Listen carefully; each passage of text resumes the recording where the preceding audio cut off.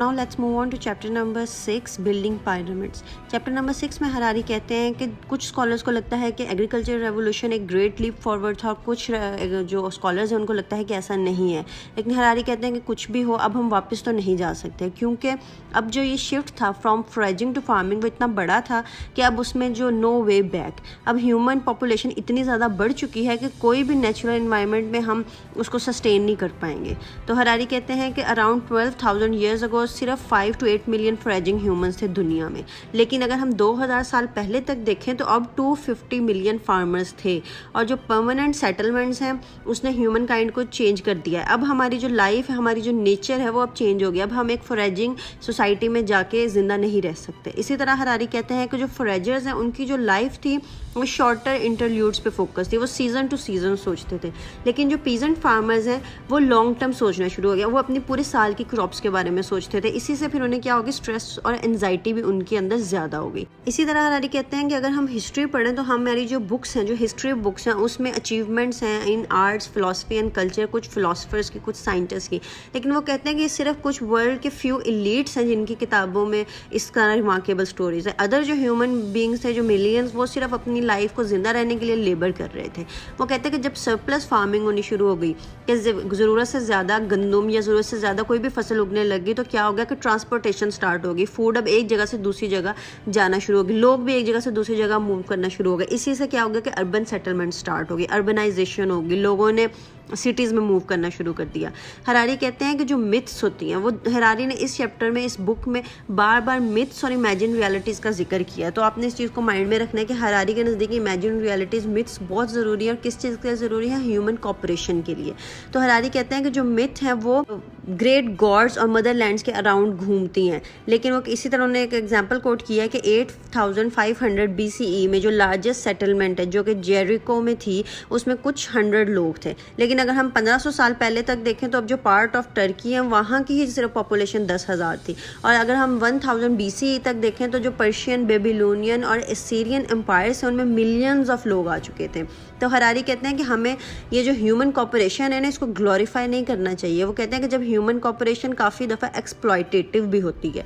कैसे एक्सप्लॉयटेटिव होती है? जब वो स्लेवरी को इन्हेंस करे, जब वो प्रिजन्स को, और जब कंसंट्रेशन कैंप्स को, इतने ज़्यादा लोग हैं जब वो कॉपरेट करें, गलत कामों में भी कॉपरेशन हो रही है, तो उससे क्या हो गया, स्लेवरी का कल्चर, प्रिजन्स का कल्चर, कंसंट्रेशन कैंप्स का कल्चर भी दुनिया में आ गया है। तो हरारी कहते हैं कि जो कॉपरेशन नेटवर्क्स होते हैं वो किसी भी बायोलॉजिकल इंस्टिंक्ट में किसी भी इंसान के अंदर नहीं होते। मतलब कि किसी भी इंसान को इंटरनली नहीं पता कि उसने कैसे जाके दुनिया में किन लोगों के साथ कॉपरेट करना और किन लोगों के साथ नहीं करना। वो कहते हैं कि इंसान किन के साथ अच्छा बिहेव करता है, किन के साथ बुरा बिहेव करता है, किन को वो अपने जैसा समझता है, किन को वो बिल्कुल गलत समझता है, वो उसके मिथ्स में होता है।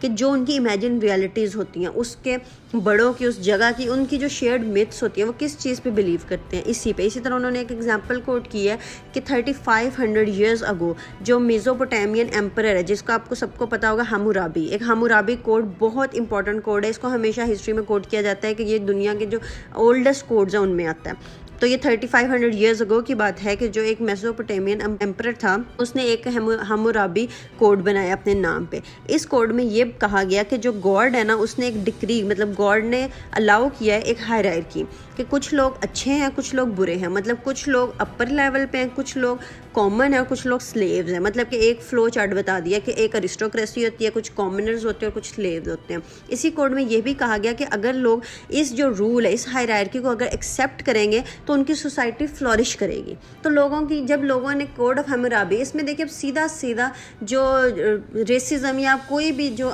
इनइक्वालिटी है वो रूटेड कर दी गई लोगों के अंदर। मतलब उनको बता दिया गया कि सब इंसान इक्वल नहीं है, बल्कि गॉड ने ही एक डिक्री की है जिसमें कुछ लोग बरतर हैं और कुछ लोग उनसे कम हैं। और लोगों ने इस चीज़ को मान लिया, क्योंकि ये था कि अगर आप इस चीज़ को मानेंगे तो आपकी सोसाइटी फ्लरिश करेगी। अब ये एक सीधी सी बात है, एक बहुत नेचुरल सी बात है कि एक सोसाइटी में सब लोग इक्वल नहीं हो सकते। कुछ लोगों ने कुछ और काम करना है तो कुछ लोगों ने उनको सर्व करना होता है।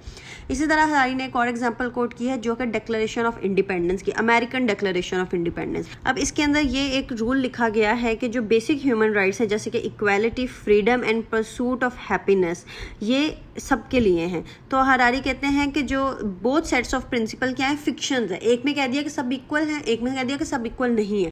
अब यहाँ पे नोटिस करने वाली बात यह है कि जो लोग कोड ऑफ हम्मुराबी को मानते थे उन्होंने इस चीज़ को सीधा से मान लिया था कि ये जो किंग है ये हमसे बरतर है और इस तरह जो अरिस्टोक्रेसी है वो हमसे अच्छे लोग हैं और हम इनसे कम लोग हैं। इसी तरह जब अमेरिकन डिक्लेरेशन ऑफ इंडिपेंडेंस हुई तो उसमें ये लिख दिया गया कि हम सब इक्वल हैं। तो उनके कल्चर में एक ये चीज़ है कि हम सब इक्वल हैं। उन्होंने भी जेंडर राइट्स भी मांगने शुरू कर दिए। तो ये एक चीज़ होती है कि जो मिथ्स होती हैं जब लोग उन पर बिलीव करते हैं तो वो उनकी कॉपरेशन का एक तरीका चेंज हो जाता है। अब हरारी ने इसीलिए कहा है कि जो मिथ्स होते हैं ये बहुत फ्रेजाइल भी होती है, बहुत नाजुक भी होती हैं।